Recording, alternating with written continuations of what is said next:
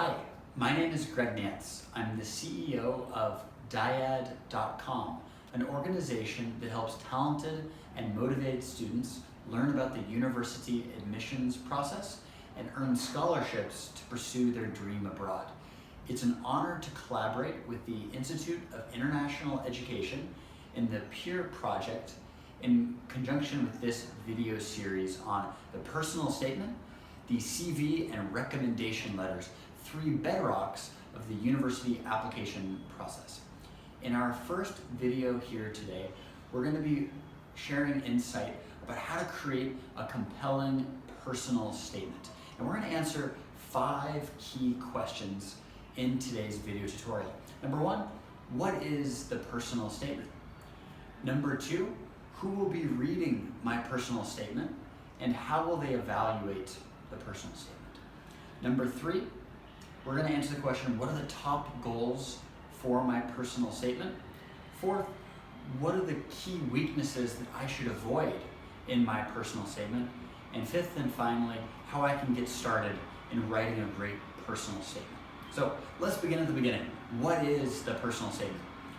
The personal statement is also known as your admissions essay or statement of purpose. It's the only opportunity you'll have in your university application to introduce yourself, to actually share a little bit of context behind you and your story, the context about your accomplishments, the challenges that you've overcome, and the goals you have for your future. We can think about it as an introduction, and a personal introduction that shares more on your story. Now that we know a little bit about what the personal statement is, well, who's going to read it and how are they going to evaluate it? A team of admissions officers, usually composed of a committee or a panel of admissions officers, will be responsible for actually reading your personal statement alongside the other components of your application, and then making a decision whether to accept you into this university program or to deny this application. Admissions officers can be either full-time selection professionals or sometimes professors from your chosen major, your academic field, and in some cases even graduate students. Every university is actually a little bit different, but each and every admissions officer wants to find the best students that they can for the program, and they're going to be looking for evidence that you can communicate clearly in your personal statement.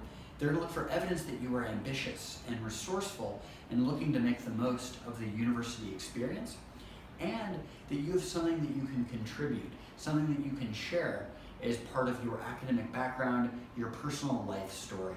So as they read your application and they read your personal statement, they'll be looking for each of these elements as well. And so we want to make sure that we're showing those as we go forward. So as they evaluate our PS, they're going to be looking for each of those components as well. Now, what are the top goals in our personal statement? Really, the biggest goal for us is that we want to present our authentic self. We actually want to provide an introduction to who we are, what we're about, where we're aiming to go, because that's going to help us to stand out.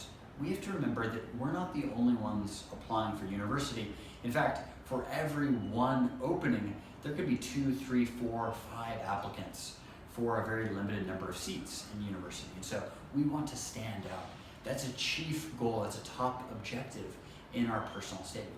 And the way we can do so is by sharing personally as we go forward. So our biggest goal is really to stand out by telling our authentic story. We also want to share why this specific university and this specific academic program are the right fit for us. That's going to help us to have a much more clear and compelling reason for attending this university and this program, which many other students will forget to do. And so it's very, very important that we focus in on why that university, this program, are going to be the right fit for us. 4th, let's talk about the key weaknesses and the common mistakes that we should avoid. Really, really often, it's tempting to be very generic. My name is, I am interested in this university because it is famous. I want to study this field because I can get a job in this field. Those are very generic reasons, though, that many university admissions officers will be bored by. So the first common mistake to avoid is generic reasons, a lack of compelling reasoning about why you're applying for this program and this university. Too often, we're afraid to get very personal, to open up about our story. Many of us have overcome immense obstacles, huge challenges to get to where we are today. We should be open about that. We should be honest about that. We should reflect on that and how it shifts our course moving forward. That will be much, much more compelling when we do so. Another common mistake that many students make is not really polishing both the logic and the internal coherence of their personal statement, nor the language and grammar. So one big opportunity for improvement is really going through and reading our personal statement out loud, getting a friend to help us to edit it, looking for a mentor or a teacher who can guide us as well. And that will help it to read much more compellingly, much more fluidly, and admissions officers are going to like to see that we put that effort and that care into our personal statement. Now finally, how do we get started with our personal statement? Now, I think the first step is just to write some ideas down. I'm a big fan of opening a notebook or opening your computer or your cell phone and just jotting ideas. We call it stream of consciousness. So don't judge it based on the quality of idea, but rather get a lot of ideas. Focus on quantity of ideas.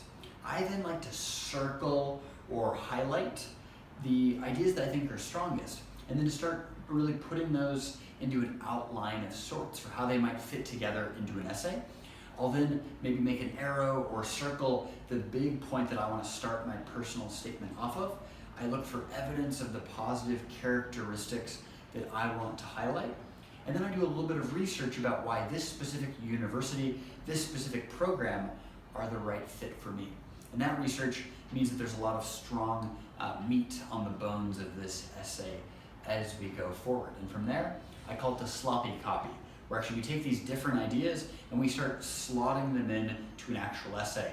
And this might be a full page or 2 or 3 of just loose ideas, but the purpose is to get ideas on the page before we begin the step by step editing and iterative process to turn that into a strong personal statement.